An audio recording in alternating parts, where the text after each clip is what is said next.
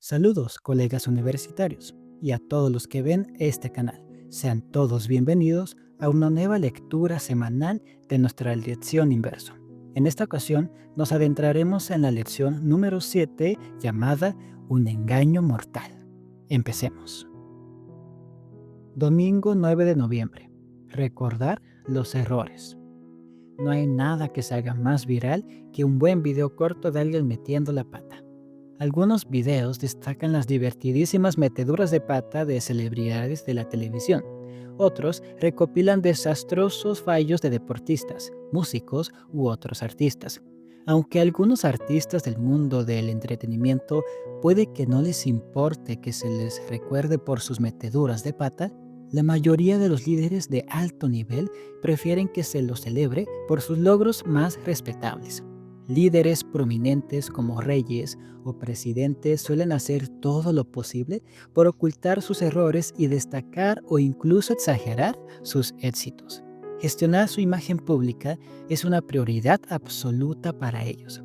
Pagan a profesionales de las relaciones públicas y aprovechan la influencia de los medios de comunicación para que informen de sus decisiones y logros de la forma más positiva posible. Los reyes del antiguo cercano oriente hacían lo mismo, publicitaban y conmemoraban sus victorias militares y otros logros destacados. Los arqueólogos han recuperado muchos artefactos antiguos hechos para vanagloria de conquista y dominación. Lo que a menudo falta en los registros históricos son los errores, los fracasos o las pérdidas de un gran rey o un gran reino. En marcado contraste con esto, la historia bíblica está repleta de detalles poco halagüeños sobre las experiencias de Israel y sus líderes. La Biblia es especialmente sincera sobre los errores de sus héroes más emblemáticos. Si la Biblia no fuera más que una historia de la nación de Israel, ciertamente habría sido en su mejor interés nacional que Israel eliminara de sus registros algunos de los episodios más vergonzosos. Sin embargo, dado que es un documento inspirado con el propósito más amplio de enseñar al pueblo de Dios a lo largo del tiempo, las historias tanto de lo bueno como de lo malo se conservaron cuidadosamente para instruir y advertir al pueblo de Dios. El libro de Josué recoge una historia bastante humillante, en la que Josué y los demás dirigentes nacionales mostraron una decepcionante falta de discernimiento espiritual, lo que resultó en el engaño exitoso de unos visitantes misteriosos. Errores que se habían cometido en Ai se repitieron aquí con los gabaonitas. Una vez más, los israelitas se precipitaron sin esperar a recibir orientación divina. La Biblia registra que Josué y los demás líderes no pidieron el consejo del Señor. Los gobernantes de Israel acordaron un tratado de paz con esta delegación extranjera y fueron engañados. Cuando se descubrió el error, la opinión pública se volvió contra Josué y sus compañeros. Entonces el pueblo protestó contra sus líderes. A causa de este error, Josué se enfrentó a una crisis de credibilidad como dirigente.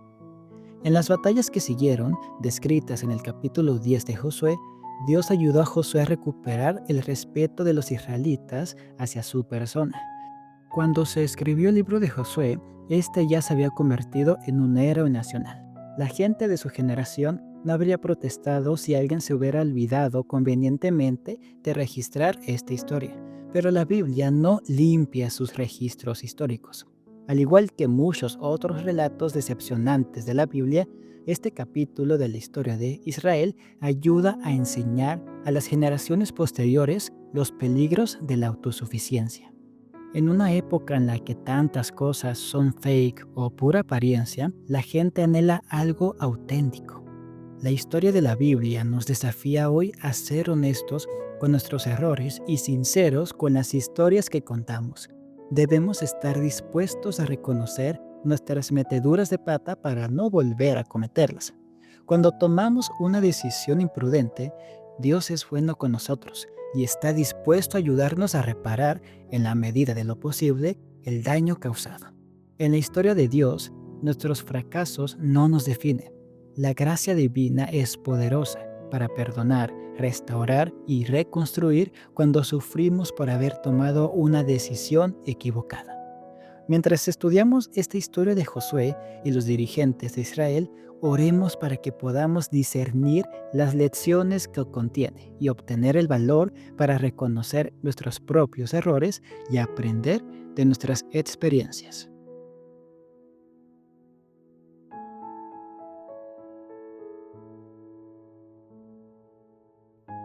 Lunes 10 de noviembre. Cumplir promesas que se hicieron precipitadamente. Las victorias de Israel en Jericó y Jai causaron conmoción entre las tribus de Canaán. Hubo dos reacciones inmediatas ante la amenaza de invasión. Varias tribus, como los hititas, los amorreos, los fereceos y los heveos, se aliaron para derrotar a los israelitas. Los gabaonitas, por su parte, recurrieron al engaño. Una delegación de Gabaón salió al encuentro de Josué con la esperanza de engañarlo para que firmara un acuerdo de paz con ellos. Para que los israelitas se creyeran el engaño, los gabaonitas prepararon una colección de objetos comercetes: pan mohoso, sacos gastados, ropas remendadas y sandalias rotas. Cuando llegaron a Gilgal, dijeron que venían de tierras lejanas. El problema era que Dios había prohibido expresamente a Israel hacer pactos con las naciones cananeas. A lo mejor ustedes viven por aquí, cerca de nosotros.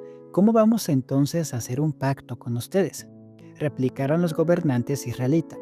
La continua insistencia de los gabonitas persuadió a Josué y a los ancianos de Israel a ceder a su petición. Si consultara al Señor, Josué hizo un pacto de paz con ellos, comprometiéndose a perdonarles la vida, y los demás jefes israelitas juraron hacer lo mismo. 3 días después, los israelitas se enteraron de que los gabaonitas eran vecinos suyos y de que vivían cerca de ellos. Se descubrió el engaño. Los israelitas se quejaron de la precipitada decisión de sus dirigentes y estaban dispuestos a revocar su acuerdo con los gabaonitas. Pero los líderes se negaron. Aunque los gabaonitas habían obtenido fraudulentamente el acuerdo de paz, los dirigentes de Israel no estaban dispuestos a incumplir la palabra que habían dado. A instancias de Dios, Josué convirtió a los gabaonitas en sus siervos. Debían cortar leña y sacar agua en lugar de la congregación para el siervo del santuario. Pero les perdonó la vida y les permitió permanecer en Canaán. El incidente dice mucho sobre cumplir las promesas que hacemos. Perder el interés, cambiar de opinión o encontrar algo mejor no nos libera de nuestras promesas. El problema para Israel, en este caso, fue que se apresuró a firmar un acuerdo contractual sin buscar el consejo de Dios, sin tomarse un minuto para pensar y orar sobre lo que estaban acordando y las posibles repercusiones de sus actos. Fue una lección difícil de aprender. El Salmo 15:1 pregunta: Señor, ¿quién puede adorar en tu santuario? ¿Quién puede entrar a tu presencia en tu monte santo? La respuesta se encuentra en los versículos siguientes y destaca algo que nos recuerda a la historia de Josué y los gabaonitas: el que cumple sus promesas aunque le vaya mal. Ciertamente, este es un camino difícil de elegir. Es más fácil cambiar de opinión después de haberse comprometido a un determinado curso de acción que pensar bien las cosas de antemano. Pero la Biblia es clara: no hagas promesas que no puedes cumplir.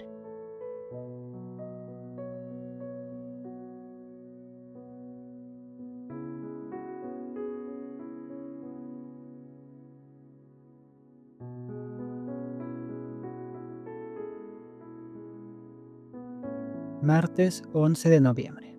Decir la verdad. Los gabaonitas eran una tribu temible. Sus vecinos reconocían que Gabaón era una ciudad importante, más grande que Jai y comparable a las gobernadas por un rey, y los gabaonitas eran valientes. Eran guerreros que ocupaban el corazón del territorio cananeo. Sin embargo, los informes del Dios de Israel habían infundido tal terror en sus corazones que recurrieron al engaño en lugar de a la destreza militar para salvar sus vidas. Su capitulación es reveladora, pues mostraba que reconocían su incapacidad para ganar una batalla contra el Dios de Israel. La cuestión sigue siendo si les habría ido mejor si hubieran dicho la verdad. Si la historia de la redención de Rahab nos sirve de referente, decir la verdad les habría granjeado un lugar mejor dentro de la comunidad del pacto. Dios no los habría rechazado si hubieran acudido a Él con fe. Pero los gabaonitas ignoraban la bondad de Dios, servían a ídolos a los que habían que apaciguar y adoraban a dioses falsos que eran coléricos y exigentes. Los dioses en los que creían eran inaccesibles. Aunque esto no excusa su engaño, ciertamente nos da un contexto acerca de ellos, pues nuestra percepción de Dios determina cómo nos acercamos a Él. A veces tenemos la tentación de acercarnos a Dios como lo hicieron los gabaonitas. Vemos su fuerza, su poder, su capacidad de hacer lo imposible, pero nos cuesta creer que se preocupa por nosotros y que nos cuida.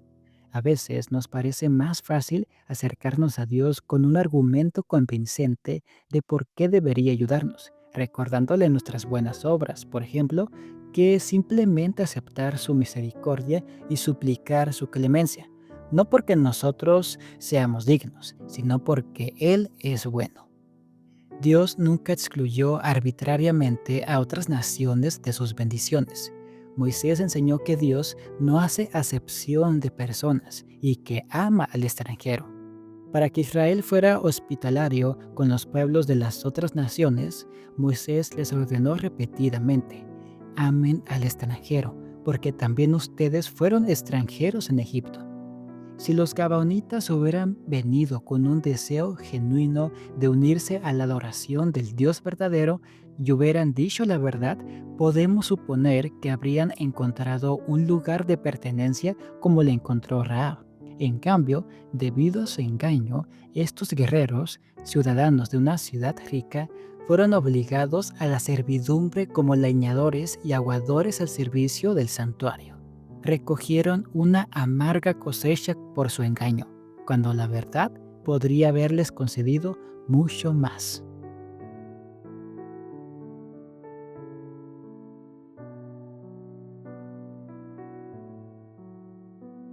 Miércoles 12 de noviembre. Investiga qué revelan los siguientes pasajes y relatos bíblicos sobre la naturaleza y los resultados del engaño.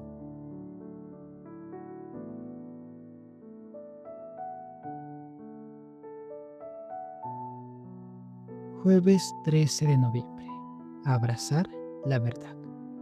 Cuando los gabaonitas se vieron acorralados por circunstancias que escapaban a su control, recurrieron a la mentira.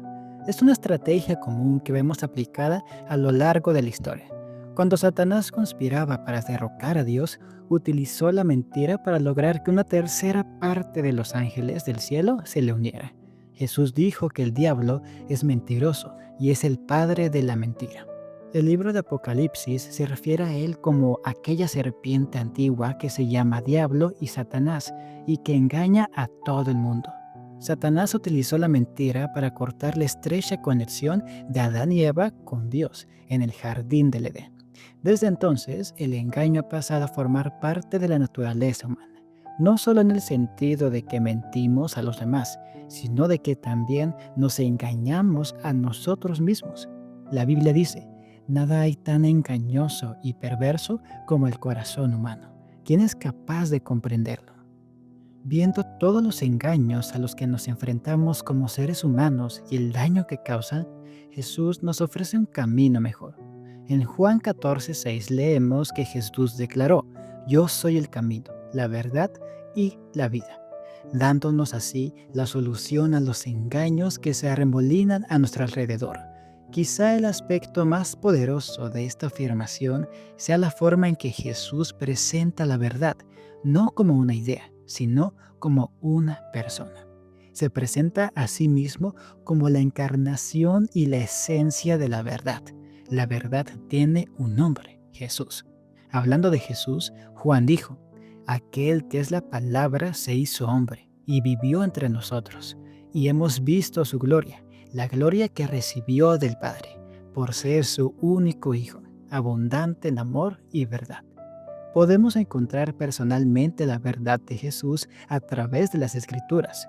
Jesús dijo a los judíos: escudriñad las Escrituras, porque a vosotros os parece que en ellas tenéis la vida eterna, y ellas son las que dan testimonio de mí. Las Escrituras abren un portal a la comunión con Jesús, que es la verdad. Vivimos en un mundo que se esfuerza por hacer que la verdad sea subjetiva. Es común que la gente crea que cada uno tiene su propia verdad, como quiera definirla. Esta noción niega la posibilidad de que exista una verdad objetiva e innegable con la que todo el mundo deba estar de acuerdo. Sin embargo, las Escrituras son claras al afirmar que existe una única e inmutable fuente de verdad para todos: Jesús, el Verbo viviente. Jesús mismo dijo: conocerán la verdad, y la verdad los hará libres.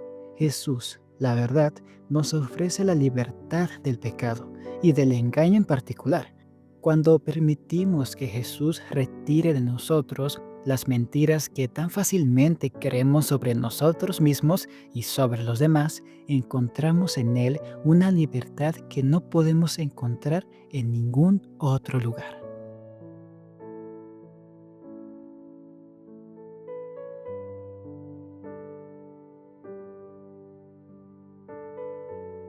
Viernes 14 de noviembre.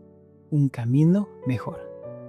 Fue grande la indignación de los israelitas cuando supieron que se los había engañado. Toda la congregación empezó a murmurar contra los príncipes, pero estos rehusaron quebrantar la alianza que habían hecho a pesar de que fue lograda por fraude, porque habían jurado por Jehová, Dios de Israel. Y los hijos de Israel no los mataron. Los gabaonitas se habían comprometido solemnemente a renunciar a la idolatría y a aceptar el culto de Jehová. Y al perdonarles la vida, no se violaba el mandamiento de Dios que ordenaba la destrucción de los cananeos idólatras. De manera que por su juramento los hebreos no se habían comprometido a cometer pecado. Y aunque el juramento se había obtenido por engaño, no debía ser violado. La obligación incurrida al empeñar uno su palabra, con tal que no sea para cometer un acto malo o ilícito, debe tenerse por sagrada. Ninguna consideración de ganancia material, venganza o interés personal puede afectar la inviolabilidad de un juramento o promesa. Los labios mentirosos son abominación a Jehová. Subirá al monte de Jehová y estará en lugar de su santidad el que aun jurando en perjuicio suyo, no por eso cambia. Pero les hubiera salido mejor a los gabaonitas si hubieran tratado honradamente con Israel. Aunque su sumisión a Jehová les permitió conservar la vida, su engaño solo les reportó deshonra y servidumbre. Dios había estatuido que todos los que renunciaran al paganismo y se unieran con los israelitas debían participar de las bendiciones del pacto. Quedaban incluidos en la expresión el extranjero que habite con vosotros, y con pocas excepciones esta clase había de gozar iguales favores y privilegios que Israel. El mandamiento de Dios fue: como a uno de vosotros trataréis al extranjero que habita entre vosotros, y lo amarás como a ti mismo. Con respecto a la Pascua y al ofrecimiento de sacrificios se había ordenado: un mismo estatuto tendréis en la congregación para vosotros y para el extranjero que con vosotros vive. Igual que vosotros, así será el extranjero delante de Jehová. Estas eran las condiciones en las cuales los gabaonitas podrían haber sido recibidos de no haber mediado el engaño al cual habían recurrido. Ser hechos leñadores y aguadores por todas las generaciones no era poca humillación para aquellos ciudadanos de una ciudad real, donde todos los hombres eran valientes. Pero habían adoptado el manto de la pobreza con fines de engaño, y les quedó como insignia de servidumbre perpetua. A través de todas las generaciones, esta servidumbre iba a atestiguar el aborrecimiento en que Dios tiene la mentira. Sábado 15 de noviembre. Inquiere. Comparte con tu clase de escuela sabática o grupo de estudio bíblico las ideas del versículo para memorizar, así como cualquier descubrimiento, observaciones y preguntas. Analiza las siguientes preguntas con tu grupo de estudio bíblico.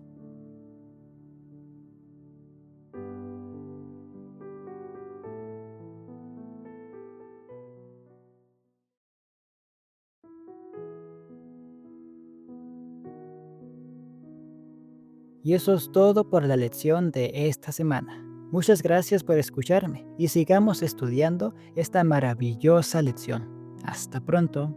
Dios te bendiga.